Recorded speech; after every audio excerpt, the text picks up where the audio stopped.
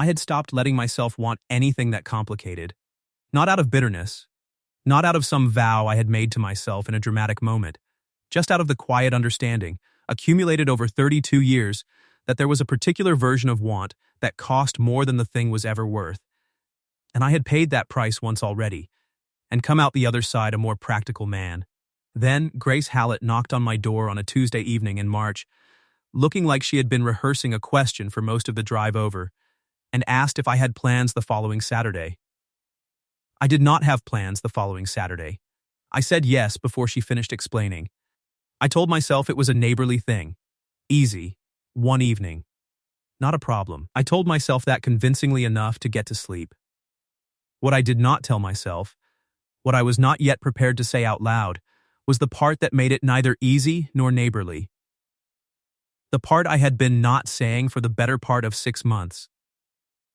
I will get to that part. My name is Eli Sutton. I am 32 years old and I teach American history at Crestwood High School in Crestwood, Missouri, which is the kind of town that has been the same size since the mid-'80s and has made its peace with that. I have a house on Garfield Street that I bought 3 years ago because I got tired of apartments and because the porch faces west and the evening light is the kind I want to sit in. I coach the History Bowl team on Thursdays. I make decent chili. I own too many books for the shelf space available, which is a problem I have been solving incrementally by building more shelves, which has produced more flat surfaces to stack more books on. It is not a solution. I am, by most measures, the kind of person other people describe as reliable. I show up when I say I will. I remember things. I am not loud about what I notice, but I notice most things. My students know that if they come to me with a problem, I will not make it bigger than it needs to be, and that I will not pretend it is smaller either.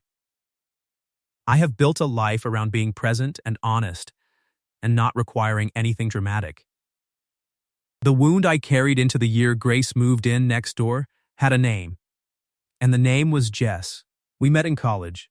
She was in my American literature seminar and she read novels the way I read history, with the specific attention of someone for whom understanding the past was a way of understanding the present.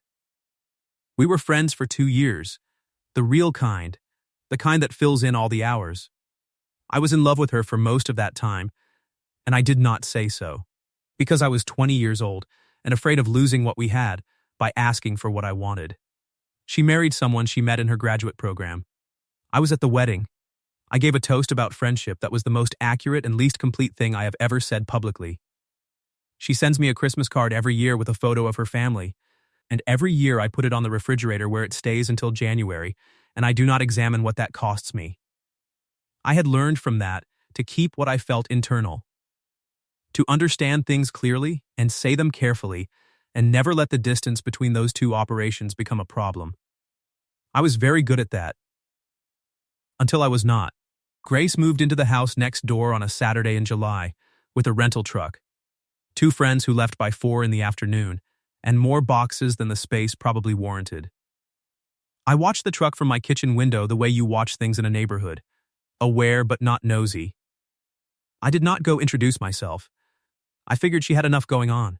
The first time I actually spoke to her was that same night, at 9 o'clock, when she knocked on my front door with her phone in her hand, and the expression of someone who had been trying to solve something by herself for 20 minutes and had finally accepted that she needed help. She had locked herself out. The locksmith I called said 45 minutes. I told her she could wait inside, and she said she was fine on the step, which I took as the preference of a woman who had not yet decided what kind of neighbor I was. I made 2 cups of tea and brought them out and sat on the top step while she sat on the second one, and we watched the street together. In the 40 minutes before the locksmith arrived, we covered the following: that she was a nurse at County General, that she had moved from Columbus, that she had chosen Crestwood because a position had opened up and she had wanted somewhere smaller and quieter than where she had been, that she had a preference for documentaries over fiction and television, that she thought most pizza was acceptable but most people had unreasonably strong opinions about it, and that she had read a biography of Ulysses Grant 3 years ago on a delayed flight and found it unexpectedly moving. I said I had taught Grant every year for 6 years, and that unexpectedly moving was exactly right. She looked at me for a moment. Then she said, "You're a history teacher?" I said I was. She said, "That explains the books I can see through your window." The locksmith came and she went back to her house, and I went back to mine, and stood in the kitchen for a while looking at the 2 empty cups on the counter. I saw her at the mailbox that week, twice, at the grocery store once, on a Wednesday, where we recognized each other in the produce section and had a short conversation about tomatoes. On the following Saturday, she knocked to ask if I had a drill she could borrow for a bookshelf she was trying to assemble. I offered to help because assembling bookshelves is the kind of thing that goes faster with 2 people. By the time the shelf was up, it was past 7, and she said she had food she was making anyway and asked if I wanted to stay. I stayed. We sat at her kitchen table until 10:30. I went home and looked at my own wall for a while. That was how it started. Over the following months it became her soup when I had a flu in November that I was determined to work through, and she was equally determined I should not. The flashcard sessions for her nursing recertification exam, 3-hour stretches at my kitchen table where I read the questions, and she answered them, and I did not make her feel slow for the ones she missed, which she said afterward was rarer than it should have been. The Sunday evenings that had drifted into a habit, watching whatever documentary or terrible film one of us had found that week, split between our couches until one of us decided it was late. She brought a plant over in October, a small succulent she said she had too many of, and my kitchen window got better light than hers. It is still on that windowsill. I water it on Mondays. I learned her in the specific way you learn someone when they are close, and you are paying attention, that she drank her coffee black, but her tea with milk and sugar, that she laughed quickly at small things and slowly at big ones, that she did not talk much about Columbus or the years before Crestwood, not with any drama, not with a closed door, more with the neutral tone of someone who has put something in a box and labeled it and set it on a high shelf. She mentioned a name once, Stewart. She said it the way you say the name of a street you used to live on, geographically, without feeling. She said before I left Columbus and Stewart appeared briefly in the sentence and then the subject changed and she did not revisit it. I did not ask. I had learned not to reach for the things people kept on high shelves. What she didn't know, what I was becoming increasingly unable to pretend to myself, was that I had found all the evidence I needed about what kind of person she was, and what I had found was the specific problem of someone you cannot stop factoring into things. The Byzantine Empire conversation happened on a Thursday in January. She had come over after a long shift, still in her scrubs, because she said she had spent the drive home arguing with the radio and needed to be somewhere that wasn't her own couch. I made tea. We sat in the kitchen. Somehow, I cannot remember now what led to it. Something about a documentary she had watched the previous weekend. I started talking about the fall of Constantinople. She asked questions that were better than most questions I got in a classroom. I was explaining the strategic geography of the Bosphorus and the particular hubris of Constantine She when she started laughing. Not a polite laugh. A real one. The kind that starts in your chest. She covered her face with both hands and said, "I can't believe I laughed that hard at a story about something that happened in 1453. I said, "It's a good story." She said, "It is a good story," still laughing, shaking her head. I looked at her across the kitchen table in the January light, hands over her face, laughing at a geopolitical crisis from the 15th century, and I understood with the particular clarity of someone who has spent a long time being careful that I was already gone, that I had been gone for a while, that the careful thing I had been practicing, the measured distance, the nothing to see here, had not actually been working. It had just been delay. I said nothing. I got better at nothing. I became, in the following weeks, extremely professional about it. On a Sunday evening in late February, she fell asleep on my couch during a documentary about migratory birds. I turned the volume down and went to read in the chair on the other side of the room. About an hour later, she stirred and opened her eyes and found me there. And for a moment, 2 or 3 seconds, maybe less, the room was very quiet, and she was looking at me in a way that I did not know what to do with. Then she said she had work early. She got her coat from the hook. She said goodnight from the doorway. I said goodnight. I sat in the chair after she left and looked at where she had been sleeping on my couch. And I thought, I need to decide something. She knocked on my door on a Tuesday in March at 7 in the evening. She was holding her phone, and she had the look of someone who had been working themselves up to something on the walk over. She said, "Can I ask you something?" I said yes. She said, "My sister Becca is getting married. The rehearsal dinner is Saturday. I need someone to come with me." She got through the next part quickly, the way you get through the part you've practiced the most. My mother has been asking me for 2 years when I'm going to meet someone, and my Aunt Diane is going to be there, and she has opinions about everything, and I don't have the energy to spend the whole evening deflecting. I need someone who can come and be. She searched for the word present, like we've been seeing each other for a while. Just for one evening. She stopped. She looked at me steadily, which was something she did when she was asking for something she was not sure she had the right to ask for. "Stuart is going to be there," she said. Quietly, "He knows the groom. It's unavoidable." I said, "Of course." She looked like she had been prepared for more deliberation. I said, "I'll go. It's fine." She said, "Are you sure?" I know it's a strange thing to ask. I said I was sure. I said I'd been to a rehearsal dinner before. I knew the format, it would be fine. I said it the way you say things when you are performing a level of ease you are not entirely feeling, and it worked well enough that she thanked me and went back to her house. I closed my door and stood in the kitchen for a while. She had asked me to come and perform being in love with her for one evening. I turned the situation over slowly and arrived at what was obvious. I was going to spend an evening doing something I already was. In front of her family. While she watched, I stood at the kitchen counter for a long time. Then I started figuring out what to wear. We drove together on Saturday. She was in a dark green dress that was simple and right for a rehearsal dinner in a way I noticed and said nothing about. On the drive, she briefed me with the efficiency of a nurse who communicated critical information for a living. Her parents, Don and Carol. Her sister Becca, the one getting married, Becca's fiancé Tom, who was good people. Tom's cousin Stuart, who was the reason the previous 3 years of her life had taken the shape they had. She said, "It wasn't dramatic. He didn't do anything terrible in a single moment. He just over 3 years made me feel like I was a lot of effort, like caring about things was a flaw." She looked at the road. I stopped telling him things after a while, and then I didn't have much left to say. I listened. I did not offer a verdict on Stuart. I asked one question. I said, "Do you want me to hold your hand when he's around, or would that make it worse?" She thought about that for a moment. She said, "I'll let you know." The venue was a restored farmhouse on the east side of town, warm and lit well, the kind of place that made rehearsal dinners feel like they were worth the drive. Becca met us at the door and hugged Grace for a long time, and looked at me over Grace's shoulder with the particular assessment of a younger sister who had been hearing about the neighbor. Aunt Diane found us in the first 5 minutes. She was a compact woman in her 60s with efficient posture and the direct manner of someone who had been saying exactly what she meant for 6 decades and saw no reason to stop.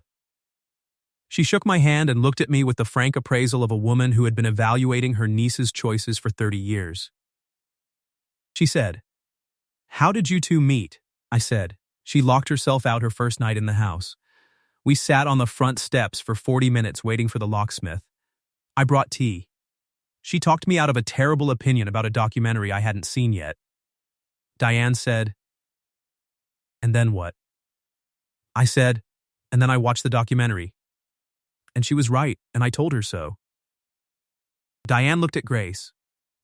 She looked back at me. Something in her expression moved from assessment to something quieter. Recognition, maybe. Or the thing that comes after you have been watching someone for 30 years and you finally see them make a good choice. She said, "All right," and moved on to find Tom's parents. I glanced at Grace. She was looking at the middle distance with an expression I could not read precisely, somewhere between relieved and unsettled. The way you look when something has landed differently than you expected. I got her a glass of wine. She took it without looking at me. Across the room, Stuart was talking to Tom's father. He was about my height, well-dressed, handsome enough, with the easy posture of someone who had always moved through rooms without friction. He looked like nothing. He looked fine. I understood, looking at him, that Grace had not left because of a villain. She had left because of something slower and smaller than that. The daily accumulation of a person making you feel like your own feelings were too much. That is the kind of leaving that is harder to explain and harder to recover from. We made our way through the room. I followed Grace's pace, her line through the space. I touched the small of her back when we moved through a narrow gap between tables. Not a performance of it, just the natural thing. And I felt her breath change slightly. She knew Tom's family from Becca's years of Christmas dinners, and she introduced me easily, without stumbling over what to call what we were. I stood beside her and answered questions and asked them back and did not once feel like I was performing anything, because I was not. I was just myself, beside her, which was where I had been in one form or another for 8 months. She drank her wine slowly.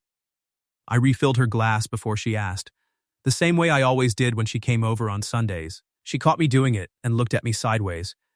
I kept my face neutral. At the dinner table, her mother made a remark about it being so nice that Grace had finally brought someone along. She said it with the warmth of a woman who had been worried and was now relieved, which made it both true and slightly pointed. Grace said, "Thanks, Mom," in a tone that closed the subject with minimum force. Across the table, Becca raised her glass a fraction in our direction. I raised mine back. Later in the evening, Stuart appeared beside me at the drinks table. Grace was across the room with Becca and the maid of honor, laughing at something. I watched her laugh. Stuart followed my gaze. He said, "She looks good. Really good." I said, "Yes." He was quiet for a moment. He was not hostile. He was something closer to reckoning. He said, "I was too dumb to see what I had when I had it." "I hope you're not that dumb." I looked at him. I said, "I'm not planning to be." I meant every word of it. More than he knew. More than he would ever need to know. He nodded once, with the expression of a man who had made his peace with a decision he hadn't made, and walked back to the other side of the room.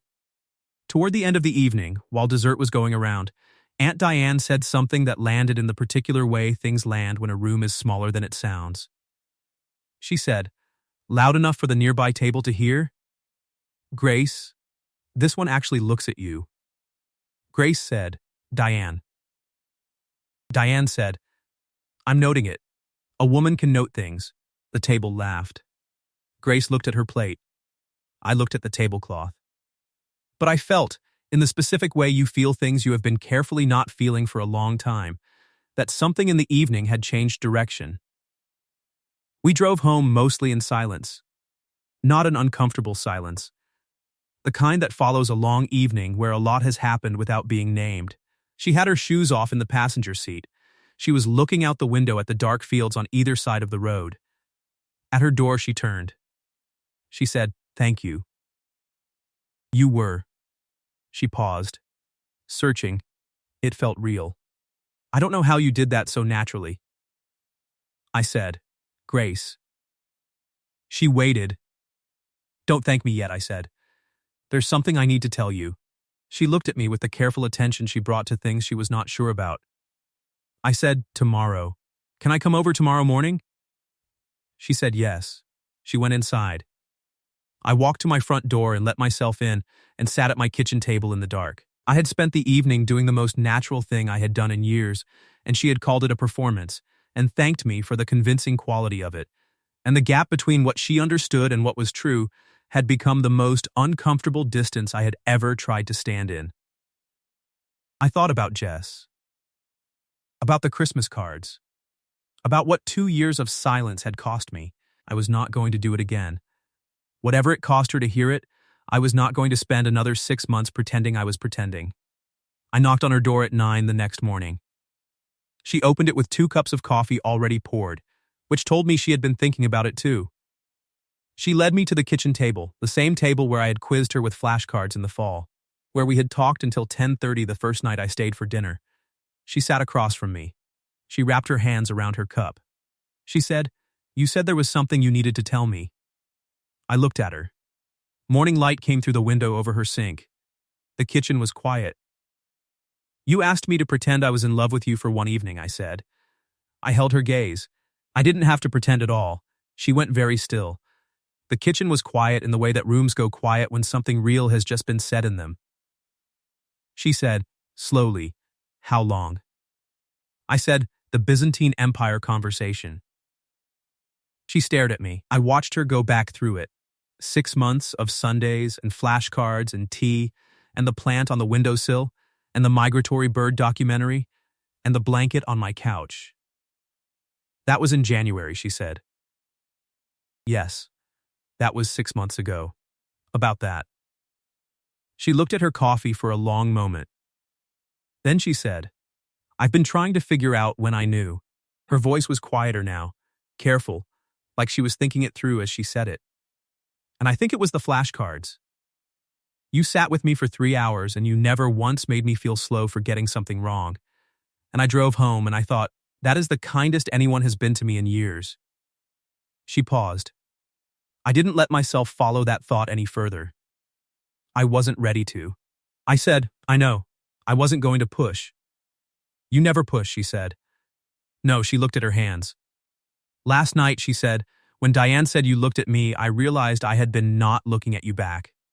Very deliberately. Because if I let myself look, I was going to have to admit something.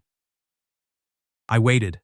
That I've been in love with you since around the flashcards too, probably," she said. "And that I didn't know what to do with that.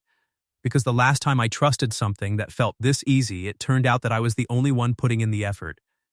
And I could not tell the difference until I was already in it." "I know," I said. "Stuart," she looked up at me. "Did he say something last night?" "He said he'd been too dumb to see what he had. He said it like a man who had been sitting with that for a while." She was quiet. "He wasn't a bad person," she said. "He was just, he made me feel like caring about things was inconvenient. Like my feelings were a lot of work." She paused. I stopped trusting myself after that, about what I was reading in other people. I said, "You were reading me right." She looked at me steadily. 6 months, she said, with the tone of someone arriving at a conclusion. "Yes, you sat across from me every Sunday for 6 months. Correct. And you didn't say anything." I said, "I was working up to it." She shook her head slowly. Then she reached across the table and put her hand over mine. "You should have said something," she said. "I'm saying it now. The Byzantine Empire was 6 months ago, Eli. I know. I'm a little slow." She laughed. The real one. The one she had tried to cover in January. The one that started in her chest and was bigger than she meant it to be. I had been collecting evidence of that laugh for 8 months. I had approximately 47 documented instances of it. "A little slow," she said, shaking her head, still laughing. Her hand tightened around mine. "Okay," she said. "Okay?" "Yes," she looked at me. "That's what I mean." Yes, her mother was delighted in exactly the way Grace had been afraid she would be. Not quietly, not after a period of adjustment, but immediately and verbosely, on the phone the following Sunday morning while I was making breakfast in the next room, and could hear most of it. Grace came back into the kitchen with the expression of someone who had survived something that had ended better than expected. She said, "My mother would like you to know that she always knew." I said, "Knew what?" "That I liked you." She sat at the table. She apparently told my father in October. I thought about October. I thought about the succulent on the windowsill. I said, "What gave it away in October?" She said, "I mentioned you 3 times in a 20-minute phone call about something else." I put a plate in front of her. She looked at it and then at me with the small, satisfied expression she got when something had worked out the way she wanted it to. Aunt Diane sent a card. It said, "About time. He looks at you." She had underlined "looks at you" twice. I taught the second half of the school year with more patience than usual, which my students noticed. One of them, a junior who had been in my History Bowl team since September, told me in April that I seemed different. I asked different how. He said, "Like things are going well." I said things were going well. He nodded with the satisfied air of someone whose instincts had been confirmed. The bad TV Sundays continued.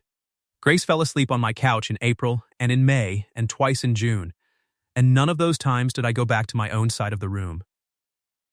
I asked her to marry me at the end of September on a Sunday evening during the closing credits of the worst film either of us had ever watched on purpose. She said yes, and then said we were never telling anyone about the film. I agreed. I told my uncle about the film the following Thursday. She told Becca, who told me later she had already known. We were married the following May. Small, at the farmhouse where Becca and Tom had held their rehearsal dinner, because Grace thought it was funny, and Becca was deeply moved by the symmetry of it. 35 people. Her mother cried. Aunt Diane did not cry, but gave a toast that mentioned looking at someone 3 separate times, which the room appreciated.